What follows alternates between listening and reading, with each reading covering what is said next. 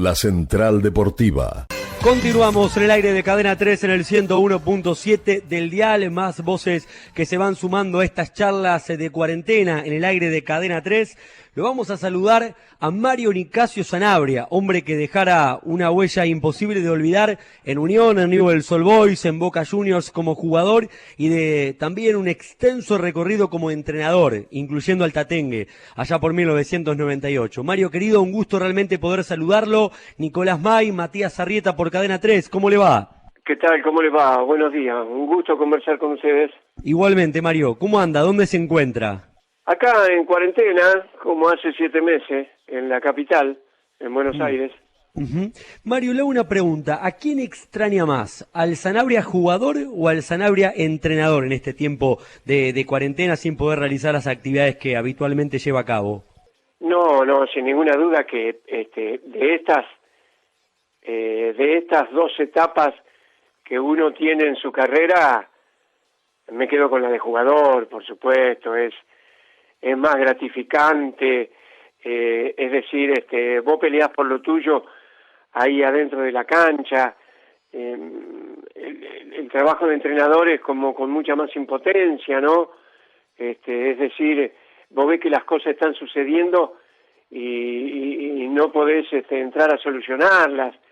En realidad, cuando uno es jugador, todo depende de vos. Y si lo hiciste mal, bueno, aguantátela, la hiciste mal, pero acá a veces, cuando uno es entrenador, a lo mejor no hace las cosas del todo mal, pero salen mal y tienen la responsabilidad también, ¿no?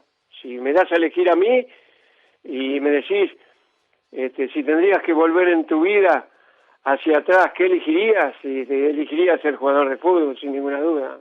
Y su carrera como futbolista arrancó en Unión. ¿Dónde está Unión ubicado en el corazón de Mario Sanabria? Bueno, en un lugar muy especial. Uno, a lo largo de su carrera, me ha tocado a mí vivir distintas etapas como futbolista. Y bueno, lógicamente que es el club del barrio, yo vivía muy cerca de la cancha de Unión, era el club que nos colmaba nuestras expectativas de jóvenes, yendo a jugar a la pelota por ahí, saltar el alambrado, ir a jugar a la cancha de atrás de la tribuna redonda los sábados de la cancha de Unión y después haber ingresado en las divisiones inferiores con 10 años, siendo muy chico, pasando por todo.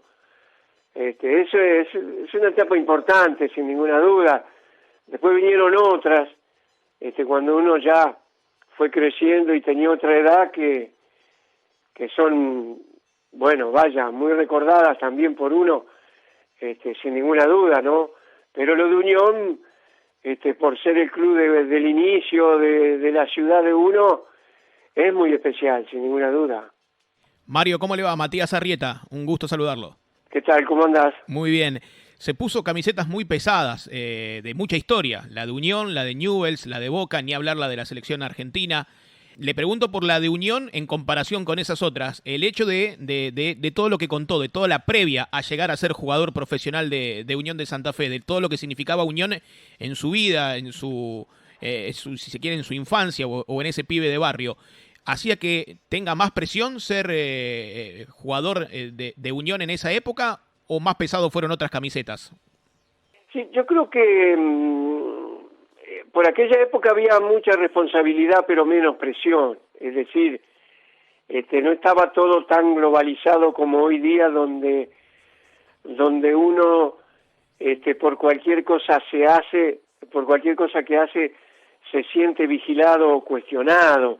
Hoy día la cobertura de los medios es mucho más grande, es más importante, hay mucho más.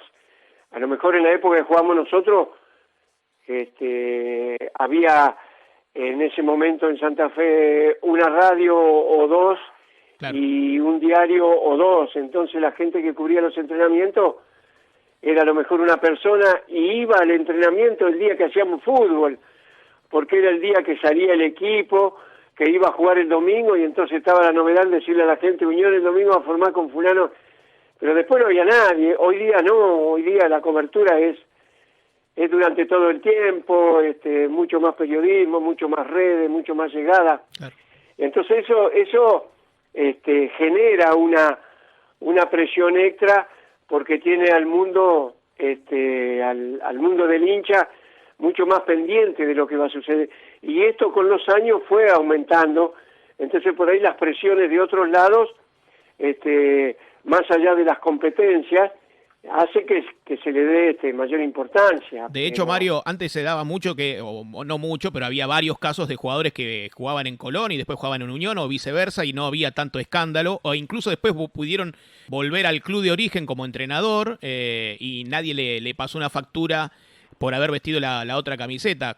Caso distinto si lo traemos a algo más reciente, a lo que le pasó, por ejemplo, a Darío Cabrol, que no se lo perdonaron nunca más. No, y esto ha ido en aumento. Hoy día ya ni se intentaría, yo creo.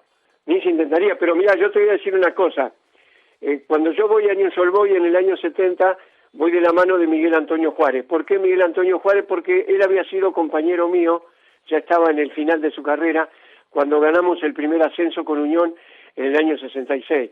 Unión en ese momento estaba armado con jugadores con mucha experiencia, que eran los que generalmente se utilizaba para ganar los campeonatos duros como son los de la primera vez. Entonces en esa camada de gente de mucha experiencia, que estaba el Gringo Tremonti, por ahí estaba el Loco Ciacia, por ahí estaba el Gitano Juárez, Pedro Mancilla, Julio César Fernández, muchachos bastante más grandes que yo, que recién empezaba con 17 años, cuando el Pulpa Chamendi me llevó a entrenar con ellos. Bueno, el Gitano Juárez, cuando me ofrecen a Newell's, él como me conocía de ahí me lleva. El Gitano Juárez, técnico de Newell's, el Gitano Juárez y el Flaco Menotti, el ayudante, eran dos ídolos de Rosario Central. Es decir, era una dupla Menotti-Juárez que jugaba en la primera de Rosario Central durante muchísimos años. Y en ese momento era uno el técnico y el otro el ayudante de Newell's. Don Ángel Tulio Sof había sido jugador de Newell's y terminó siendo una gloria de Rosario Central. Entonces, son cosas hoy impensadas. Hoy día ya ni se podría hablar que pueden llegar a suceder. Totalmente. Mario, de aquel siglo que usted tiene la chance de ascender con Unión en el campeonato del 68 con Abas como entrenador, ¿qué recuerda de ese equipo de Unión que fue el que consigue justamente la segunda llegada a la máxima categoría en tiempos que son absolutamente diferentes a los de hoy? Nosotros tuvimos dos ascensos en aquel tiempo. El del 66, que fue la primera vez, el equipo conducido por el Pulpa Chamendi. Después Unión desciende en el año 67 y en el año 68 con un equipo donde la mayoría de los jugadores se va porque el equipo descendió, entonces hay que achicar presupuesto. Se arma un equipo entre lo que quedó de muchachos grandes y con Pedro Mancilla de entrenador, que había dejado de jugar, que había sido compañero nuestro hasta el año anterior, y los muchachos grandes que quedaban y el grupo de chicos que éramos de ahí de las divisiones inferiores, ¿no? Donde estaba La Palma, el Loco Mendoza, el Gringo Duso, estaba mi hermano, estaba yo, más la experiencia de algunos muchachos grandes que quedaron la temporada anterior, pudimos lograr el ascenso, pero no fue un ascenso obtenido por un campeonato, porque en esa época comenzaron en Argentina los campeonatos en los cuales había un primer torneo metropolitano, donde los equipos de primera clasificaban al campeonato nacional, jugaban equipos de todo el país, un campeonato promocional donde era como un intermedio, y un campeonato reclasificatorio, que ese campeonato lo jugaban los 4 últimos de la A con los 4 mejores de la B. Y nosotros habíamos podido salir, nos habíamos podido colar entre esos 4 mejores de la B y tuvimos el derecho a jugar ese reclasificatorio en los cuales 4 equipos mantenían la categoría y 4 descendían. Y bueno, nos tocó estar entre esos 4 que volvimos a lograr el ascenso en el año 68 nuevamente para Unión, sí. Y preguntarle por su paso como entrenador a las décadas después, en 1998, un andar irregular del equipo que recién estaba intentando acomodarse también en la máxima categoría, ¿no? Sí, yo tuve dos etapas, una muy corta del 90 donde las cosas no directamente no salieron bien, porque hubo que rearmar un equipo donde hubo grandes deserciones y fue una etapa muy corta. Y después la del 98 no, fue toda una rueda donde se logró armar un buen equipo que después se pudo consolidar y terminar haciendo buena campaña. Ese ya era un equipo de buen juego, con buena estructura y con jugadores de divisiones menores que venían pidiendo pistas, más 4 o 5 jugadores de experiencia que traje para esa época.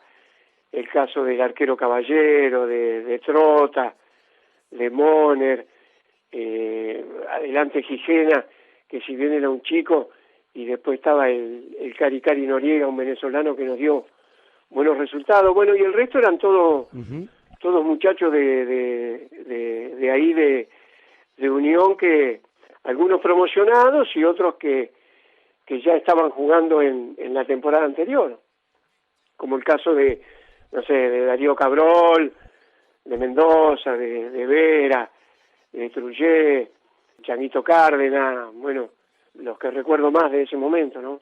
Y va justamente, después de ese paso en Unión, volviendo a la etapa de jugador, a Newell's Old Boys, en donde le va muy bien, es campeón, primer título leproso en el 74, y en ese cuadrangular, ni más ni menos que se define la historia contra Central, porque Central siempre festeja la palomita de Poi, pero parece que se olvidan que antes Newell's había sido campeón contra ellos. Sí, lo nuestro fue posterior, lo de la palomita de Poi fue en el 71, un partido semifinal en cancha de River. Los 4 clasificadores independientes, San Lorenzo, Central y nosotros, y bueno, llegaron a la final Central y San Lorenzo, y nosotros quedamos a mitad de camino en esa semifinal. Y bueno, después tuvimos como una especie de revancha en este torneo cuadrangular, 3 años más tarde, en el 74, donde tuvimos la suerte de obtener, sí, el primer campeonato para Ñul, un campeonato que Ñul estaba necesitando, ¿no? Y yo creo que llegó en un momento justo, en un buen momento del equipo y muy recordado por sobre todas las cosas, porque como siempre lo primero es lo más recordado, ¿no? Y bueno, fue el primer campeonato obtenido en el Metropolitano. Usted hizo muchos goles en su carrera, pero ¿uno así había hecho? Recuerdo haber leído alguna declaración suya diciendo que alguna ayudita sobrenatural tuvo en ese remate, por lo menos. Sí, se dan este tipo de precisiones todas juntas para lograr un gol de esta naturaleza, ¿no? Porque había sido un gol bien logrado, donde uno remata desde lejos, y cómo son estos remates, qué sé yo, como por ahí le preguntás hoy día a lo mejor al Chango Cárdenas, claro, del gol que hizo en el Estadio Nacional con Racing, donde sacó un bombazo de zurda que lo clavó en el ángulo como desde 40 metros. Bueno, esta también era una pelota difícil con mucha gente alrededor, donde sale un remate justo, ¿no? Donde uno la quiere tirar, va ahí, y no siempre se da de esa manera. Ser campeón lo llevo ya a su etapa con Boca, porque aparecen allí los campeonatos internacionales. ¿Qué nos puede decir de eso? De vestir la camiseta de Boca, pero del gustito, además, de lo que el hincha de Boca todavía hasta el día de hoy sigue cantando. La Copa Libertadores es mi obsesión. Sí, lo que pasa es que ya era una obsesión en esa época. A nosotros, cuando Lorenzo nos lleva de distintos lugares para jugar, que nos convoca para formar parte del equipo, a todos nos dijo, hablando con los muchachos después, más o menos lo mismo. Es decir, que Boca debía lograr la Copa Libertadores, que era una asignatura pendiente. Había sido uno de los impulsores de la Copa Libertadores y todavía no la había podido conseguir, cuando ya había equipos argentinos, que como el caso de Estudiantes, de Racing o de Independiente, que la habían obtenido ya con anterioridad, y bueno, y Boca no podía permanecer ausente. Bueno, gracias a Dios el objetivo se se pudo lograr y 2 veces seguidas, 77, 78, y después de Yapa se pudo lograr algo también muy soñado e impensado que es la Copa Intercontinental ganada en Alemania, ¿no? Veo sus comentarios en Twitter del análisis que va haciendo de los partidos y por supuesto tengo 2 preguntas vinculadas a el Maradona que conoció como jugador y al Messi que hoy puede observar usted por televisión.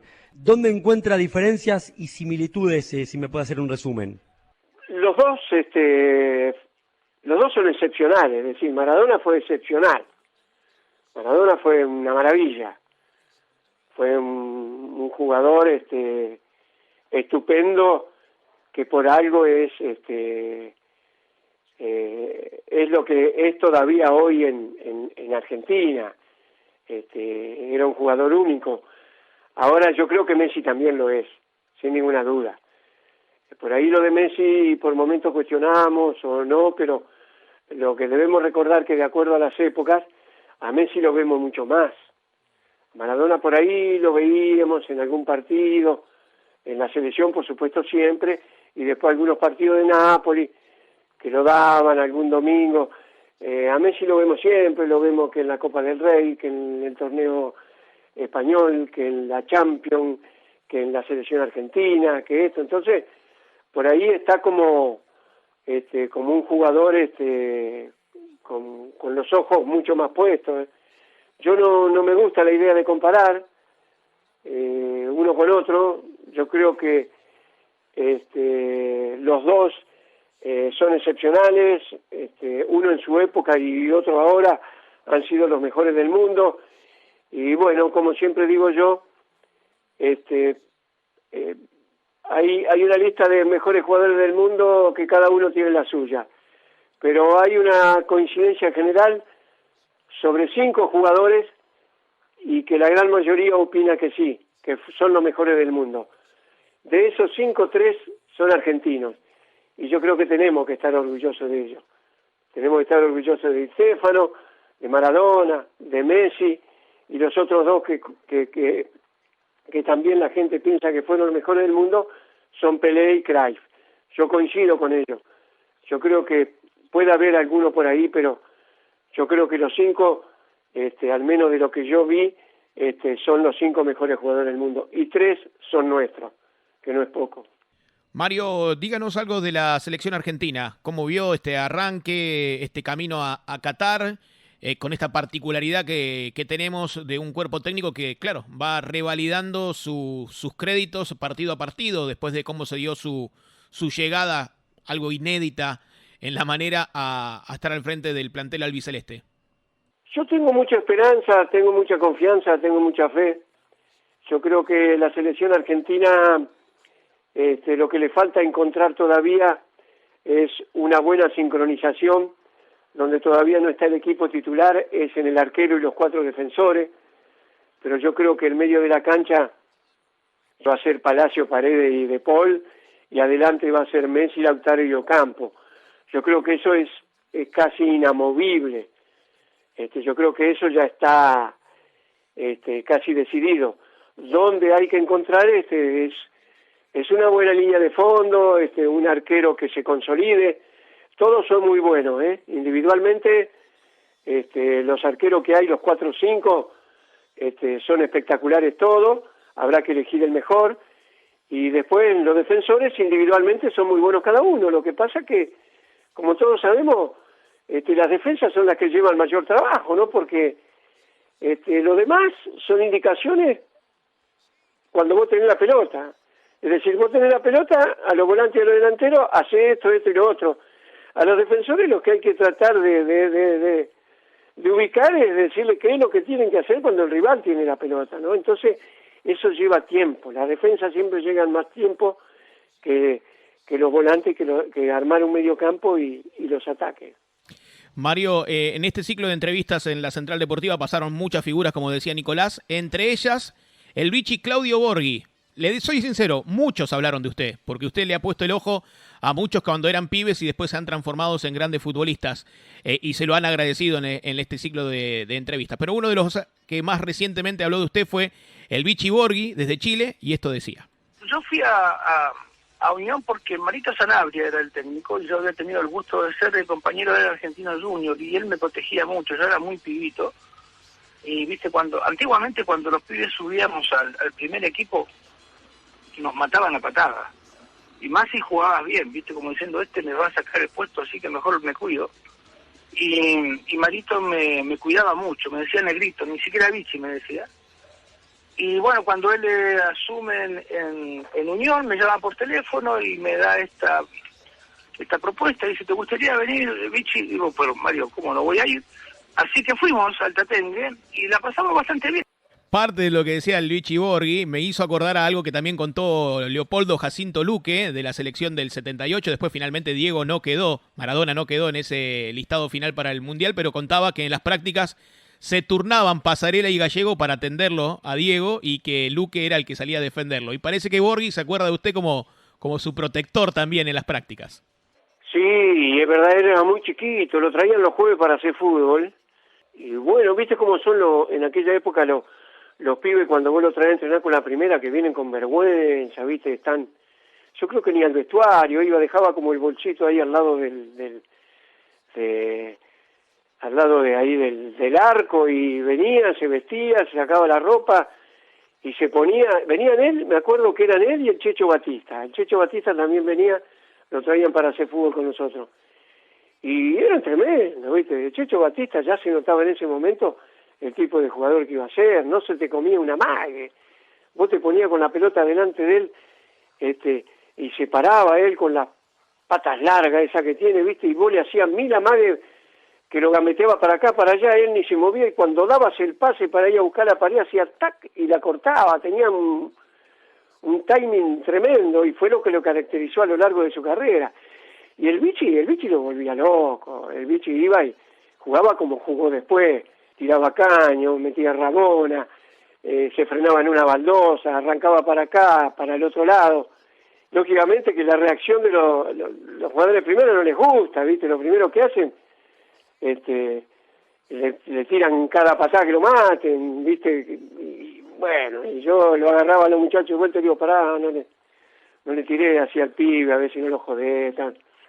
Y bueno, y trataba de calmarlo, pero una cosa de lo más normal y que ocurría siempre, ¿no? Me acuerdo que siendo jugador en Boca, después pasaba con Pernía y el Mono Perotti. El Mono Perotti, cuando lo trajeron a practicar primera, era un negro que iba con Pernía. Mirá que Pernía era bravo, y venía y trancaba y metía, y el Mono Perotti iba y le seguía yendo al frente, ¿viste? Y el Tano Pernía, iba a Lorenzo y le decía, Juan Carlos, mire que el negrito ese sirve, yo le meto, dice, y me viene, y en la próxima me tira una plancha también, ¿viste? Como, no arruga, y así fue lo que fue, ¿no? El Mono Perotti debutó en Copa Libertadores jugando con nosotros y tenía 18, 19 años. Se fue Feldman, que había vendido al Valencia, y fue el titular. Mario querido, le mando un abrazo. Muchas veces gente que lo vio jugar me dijo, era un Maradona realmente Sanabria, no pudimos verlo por una cuestión de edad, pero realmente charlar, conversar y que usted nos transmita las experiencias de ese tiempo y los recuerdos, para nosotros créanos que es muchísimo. Un fuerte abrazo, cuídese, saludos a la familia y estamos en contacto en cualquier momento. Gracias por atendernos. Bueno, muchas gracias a ustedes, un saludo muy grande a través de ustedes para toda la gente de Santa Fe, para mi gente que tenemos ahí, mi señora y yo, somos los dos santafesinos, así que tenemos familiares ahí. Sé que está en un momento difícil Santa Fe, como estamos nosotros acá, tratando de cuidarnos y salir lo menos posible, y bueno, esperemos que todo esto termine de una buena vez y que termine lo mejor posible. Un saludo muy grande para ustedes y les deseo lo mejor. Un gusto, Mario, hasta luego, gracias, hasta luego. Mario Nicasio Sanabria, señoras y señores, qué gloria del fútbol argentino, lo tuvo Unión en un par de años, como jugador, como entrenador, se destacó en Newell's Old Boys, en Boca Juniors, en la selección argentina 4 partidos, 2 goles. No está mal el promedio, ¿no? La Central Deportiva.